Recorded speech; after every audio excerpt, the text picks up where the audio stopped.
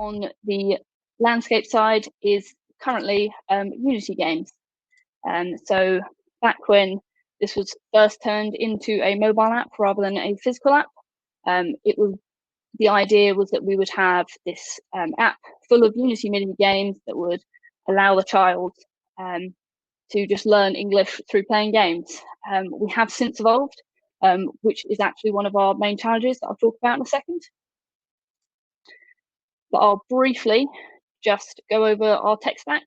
So as I said, we've got the React Native app. We're currently in the process of converting all of that into TypeScript to try and make it a little bit more reliable and make sure that we know everything will work at runtime. We then have the Unity part of that as well. And then on our back end, we write everything in Node.js using AWS and AWS China, making sure we make the most of their serverless technology, using DynamoDB and API gateway stuff. And then we also have LocalGlobe for our global accelerator, which is what I'm going to go into a bit more detail on. One of the biggest challenges we have at Lingumi is the fact that the app has become popular in China.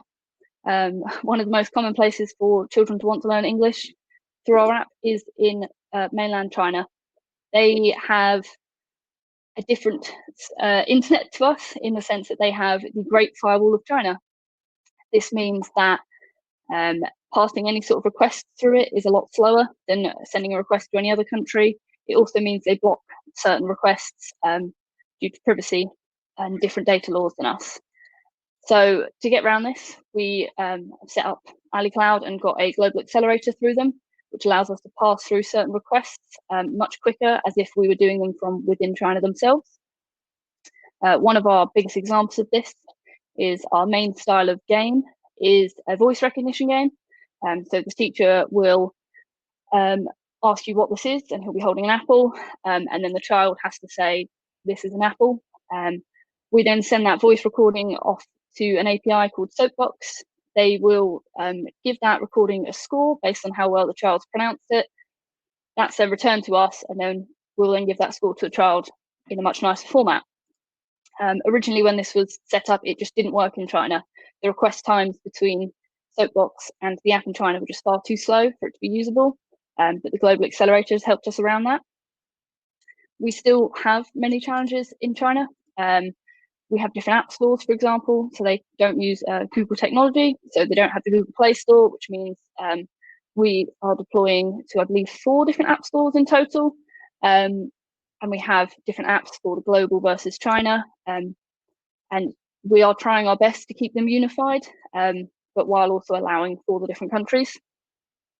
This is the same with our backend infrastructure. So we have AWS and AWS China, which, although are similar infrastructures, are obviously in 2 different places. One of our challenges we're working on is trying to make sure that we keep those unified and don't have to worry too much about deploying and managing 2 different infrastructures while making sure that they both work properly for both countries. The same comes with China when it comes to data. Obviously, they've got different data laws than we do in Europe, which is something we have to work with a lot when it comes to analytics. So we have data stored in different places for different apps. This is also true of our next big experiment, which is trying to put in A/B testing. A lot of people that make mobile apps would jump straight to something like Firebase testing, Firebase A/B testing. However, because that is a Google-based product, we're not able to do it. So one of our sort of quarterly objectives of one of the teams is sort of looking into it and trying to find a solution that will work for us and work for both the global app and the app for China. So our other major technical challenge and bugbear at the moment is Unity. Unity is great in itself. If you're making a game, it's wonderful. But when you're trying to make an app that isn't just a game, it becomes a bit much. The fact that we're running a full game engine in our app has very much bloated it. It's made it quite large that we don't want. And it's also caused some difficulties with deploys. A few months ago, Apple and Unity were having a disagreement around some privacy rules and some terms that meant that Apple stopped people from deploying apps that had any Unity in them. This meant that we weren't able to actually deploy our app for a little while. our initial solution was that we've set up code push now. So we're actually able to push JavaScript changes up to the app and have users download them without actually having to do an app store reinstall, which is very good for the short term, and also will be good for us to use in the background. However, isn't a long-term solution. If Apple were to ever completely ban Unity, we wouldn't be able to deploy our app again, and that would just cause us a lot of pain. So we've recently been investigating different styles of games that we can do, both to build new content and new courses, but also to eventually replace the courses we've already written in Unity. One of the ones that we've recently deployed to our users and seems to be working very well, we've aptly named Smart Conversations. Essentially, there's a video of a teacher who will make conversation with the child. The child will then respond. Based on the response, the child will then see a different video. If they've said it correctly, they'll get a well done and either another question or telling them it's the end of the session. If they don't say it quite right, they then will be asked to say it again. And if they can't say it again, they'll get sort of more and more hints to help them say it correctly in the end. And this is the sort of direction we're heading now.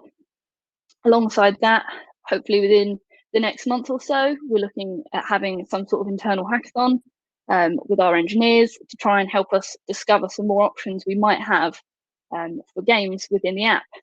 So we're sort of going to look at, can we make super basic games, like purely using React Native and just like buttons? Like, will those be interactive for children, or are there other React Native game engines out there? How can we do animations in interesting ways? We've got quite a lot to explore still. So I think I will wrap it up there. I just want to say thank you for listening. We have a couple of open roles for full stack software engineers. So you can either head over to the website I've linked or to TechTree itself. Feel free to get in touch with myself as well if you have any questions.